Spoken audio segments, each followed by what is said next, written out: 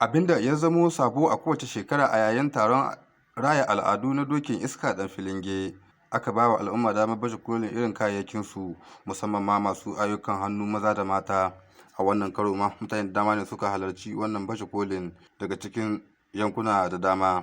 Malam Idrisa Hamid, ɗaya daga cikin waɗanda suka halarci wannan baje kolin, ya fito ne daga gundumar Imanan, inda ya bayyana muna gamsuwarsa da halartar wannan baje kolin. Tarbe mu da kyau, tunda da farin shigowar mu an gwada mu rumfan mu, an ce mu ga wanga bashi ta kuce, babu wanda zai iya da wanda yana da izini ya zamna cikin rashin shi in ba da ku ba, in ba da izinin ku ba. Kuma da mun ka zaka barkalla bismillah da zakuwar mu tun jiya da yau akwai visitor da yawa suna shigowa suna tambaya, waɗansu suna sai waɗansu ba su ko mu ka san dai mutum dai bai ci da sai dai rabon shi. Mu dai ga yin abun mu da hannu, mu dai ga yin wanga aiki da hannun mu tun ubayen mu sun daga kakan mu sai mu sai ubayen mu sai mu, wanga aiki na gadon na ba na sama na ba.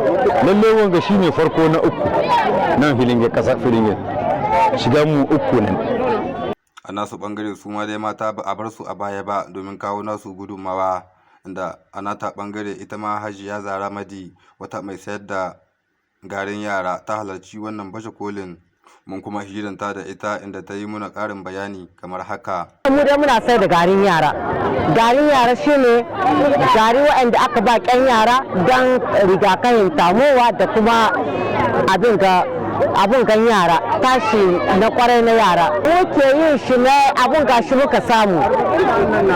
Great ta yi muna ta yi financer avec l'appui financement de abun da Principauté de Monaco. Ita ta yi financer an kai muna abun ga izin kin, muna da izin kin ta yi shi 120 sashe. Wayan da unité kin akwai irin su un peu partout cikin Niger.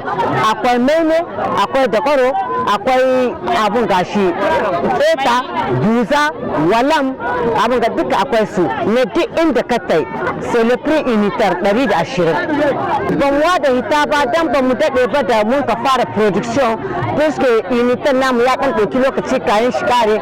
Yanzu ba mun ka samu ya kare, mun ka profite, mun ka hito da wanga abun gashi activité kin mu yi abun ga na prochainement. Yanzu na mun ka fara hitowa, yanzu na mun ka unité kin ta mu ta fara aiki na zuwa, muna zuwa mu abun gashi mu nemi manyan fuwar mu kai mu hau. Hajiya Hadiza ita ma wata malama ce mai koyarwa ɗalibai da ayyukan hannu a makarantar koyon ayyukan hannu da garin Hilinge, ta halarci wannan baje kolin.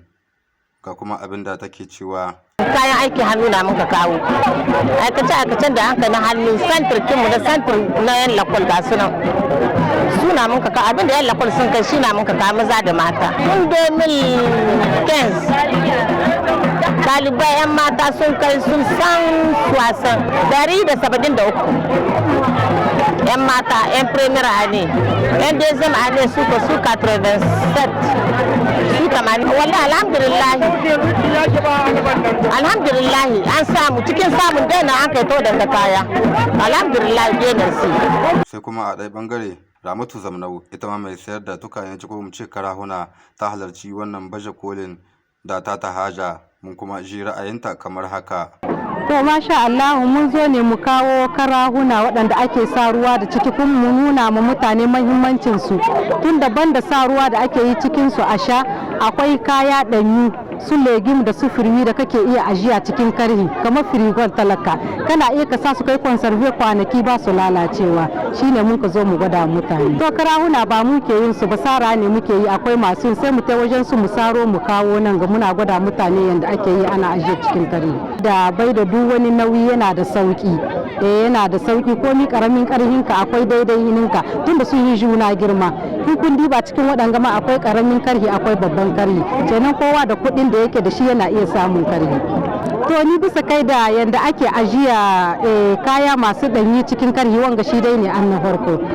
To mun samu dai proje wadda ake ce ma Isa yi da yalwa, ta tallafa muna, tunda akan ma yanda ake ajiye ita ta kiraye mu, ta waye muna kai, ta nuna muna yanda ake yin ajiye cikin karahuna, sannan ta ba mu hanya mu ma mu hita muna gwada mu mutane. Shi yasa muka ce tunda na akwai al'umma muna zowa mu waye mu mutane kai bisa kai da muhimmanci na karhi. Daga ƙarshe dai sun jinjina wa masu tsara wannan taron na raya al'adu na dokin iska ɗan filinge da kuma suka miƙa kiraye-kirayensu zuwa ga gwamnati da ƙungiyoyi masu hannu da shuni domin kawo musu tallafi. Na daga cikin dai ƙoƙarin na mata na ganin cewa sun kawo nasu gudunmawa wajen bunƙasuwar al'umma.